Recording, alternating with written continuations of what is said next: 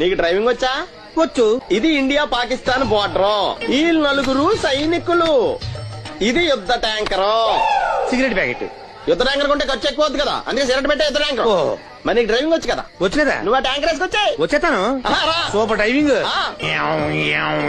ఆగు. ఈ సౌండ్ ఈ నలుగురు విన్నారు. ఈడన్నాడు, ఒరే ఎవరో హెలికాప్టర్ వేసుకుని అవతల నుంచి వచ్చేస్తున్నాడు రా అన్నాడు. ఈడన్నాడు, కాదే హే విమానం వేసుకొచ్చేస్తున్నాడు రా అన్నాడు.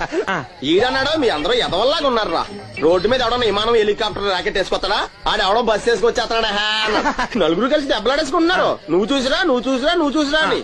ఈడన్నాడు, అంతలా దెబ్బలాడేసుకోవడం ఎందుకురా, నాకు ధైర్యంగా ఉంది, నేను వెళ్ళి చూసొస్తా అన్నాడు. వచ్చాడు రా.